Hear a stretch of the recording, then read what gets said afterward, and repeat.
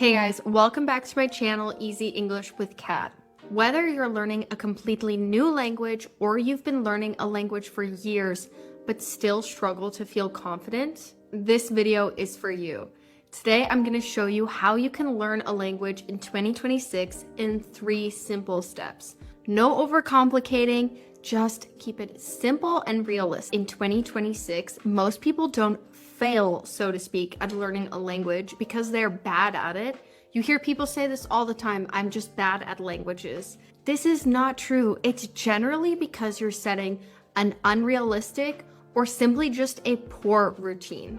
Today, I'm sharing 3 simple steps that actually work based on how I've learned 3 languages and how I've taught English as a foreign language over the past 5 years. At the end of this video, I'm going to show you the exact routine that I have followed and that I always recommend my students. So stay tuned till the end. Let's get started. Step number 1 is to build a realistic routine.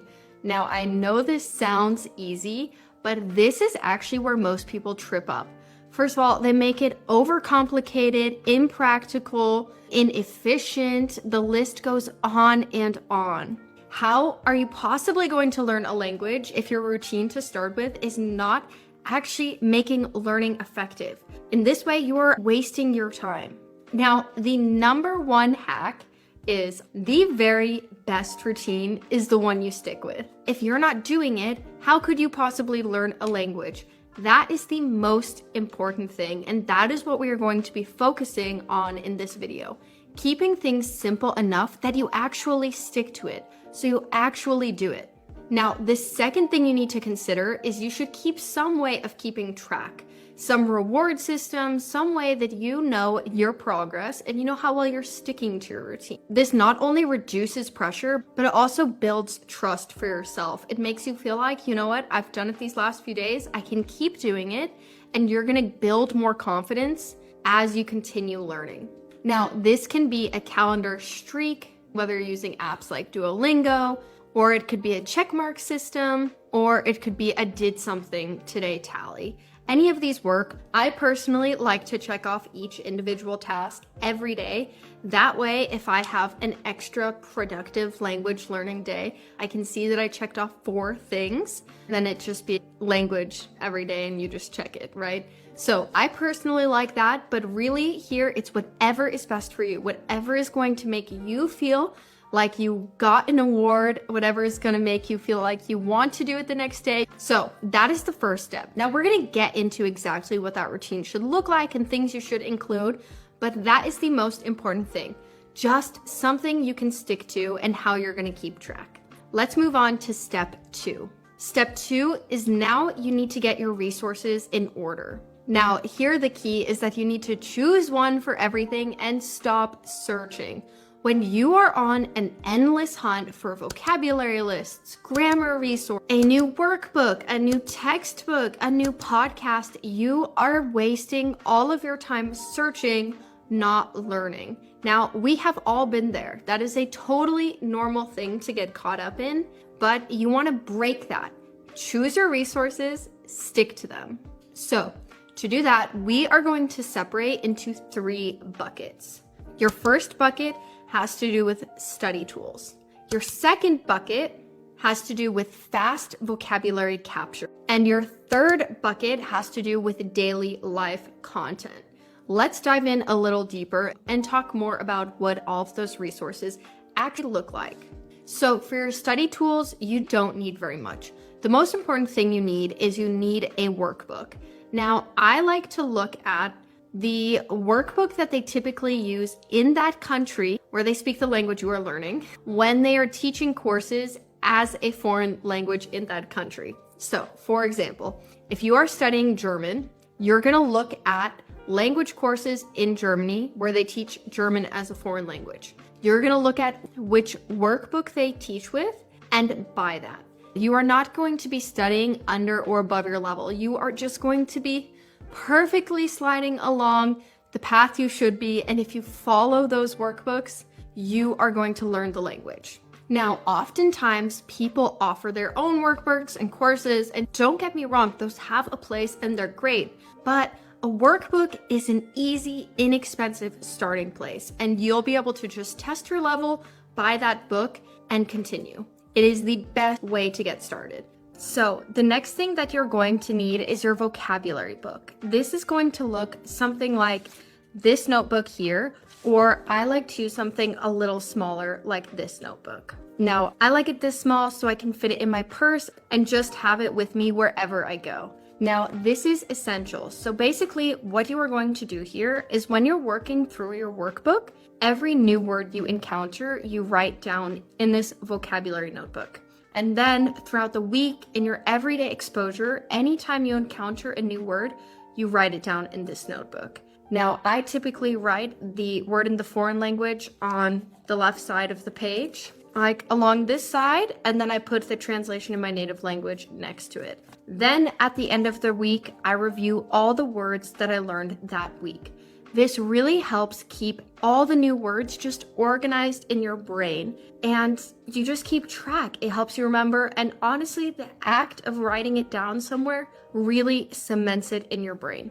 Now, that covers bucket number 1. All you need is your language workbook and your handy dandy vocabulary book here. So for your second bucket, this is for fast vocab capture. Now, you can go about this in a few different methods. One is that you just always write new words in your notes. So when you're out and you hear a new word, or you see something and you think, what's the word for that in the language I'm learning? You look it up and then you write it in the notes in your phone.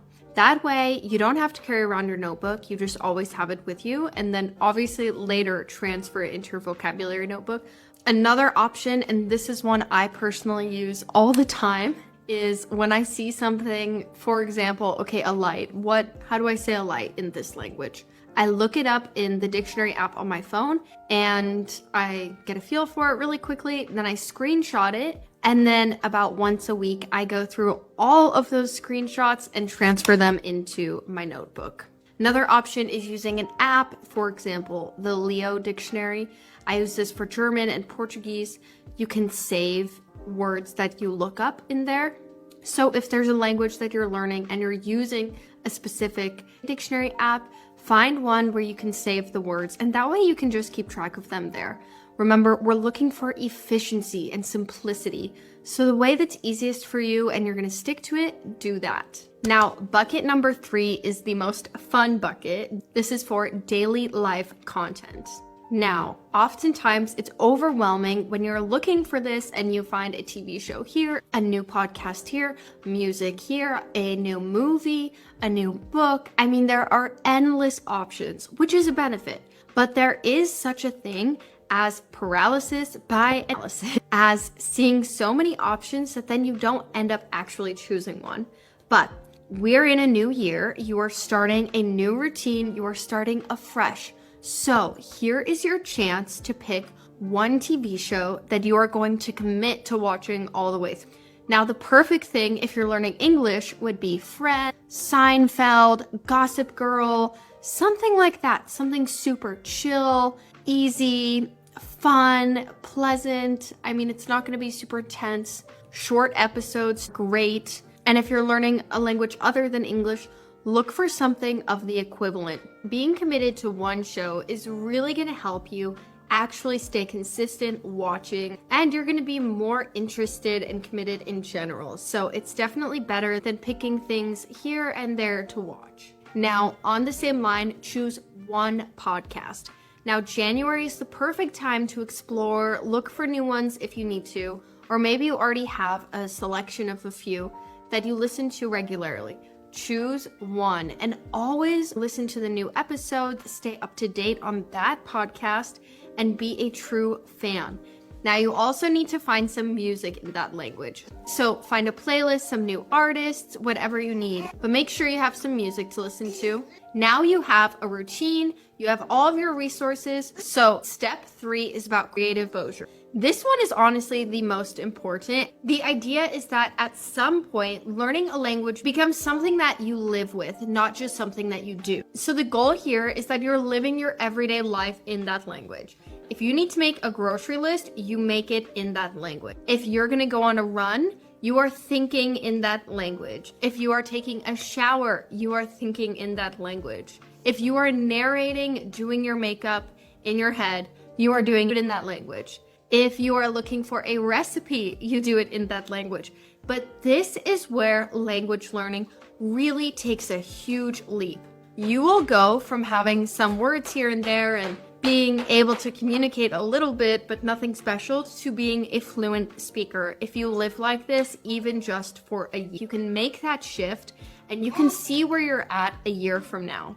So if you are going to read something, if you're going to watch something, you're going to listen to something, you do it in that language. If you're going to write a list, you do it in that language, etc. Living in the language needs to be your motto for 2026. So with that in mind, I'm going to give you some of my top language learning tips and then my top language learning routine. Now, the only way you are going to learn a language this year is by doing something every day. Now, it doesn't need to be an hour every day. It would be good if some days it is an hour a day, but that doesn't have to be the standard.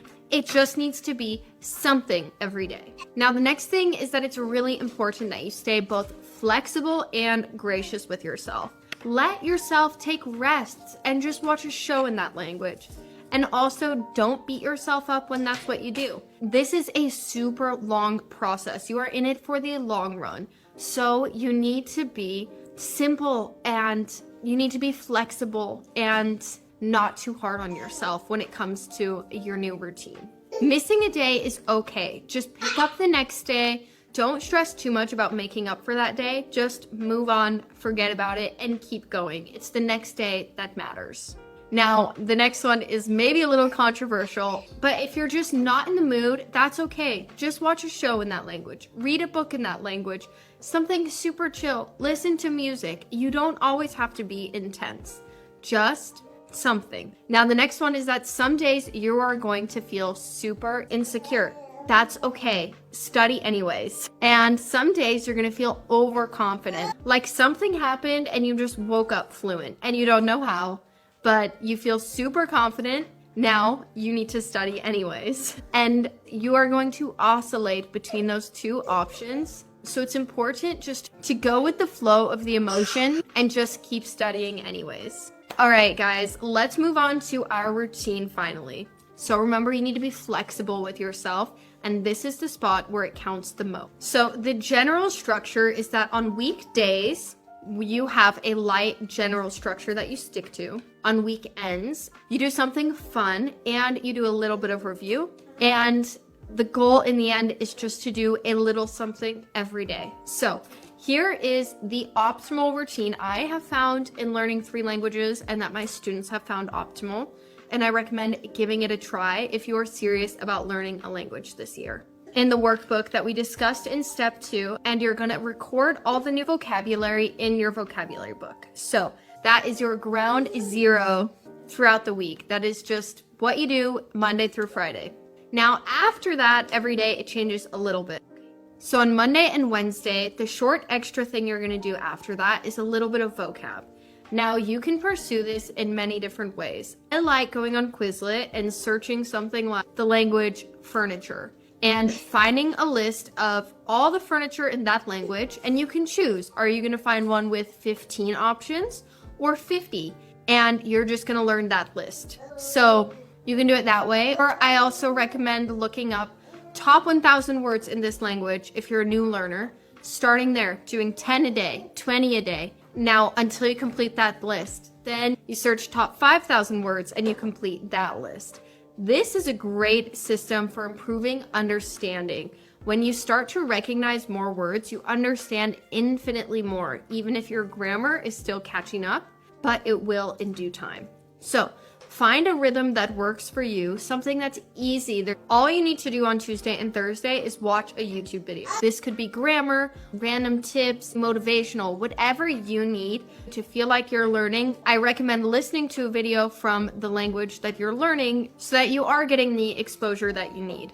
And then on Friday, your job is to write something. Ideally, you want to handwrite about 1 page in the foreign language you're learning and practice putting sentences together, putting everything that you've learned throughout the week together. And then you're going to read it out loud to practice pronunciation. So Friday is kind of just a bring it all together day. Then on Saturday and Sunday, you're going to do something fun. So both days, you could read your favorite book in that language. You could watch a show. You could listen to a podcast, anything.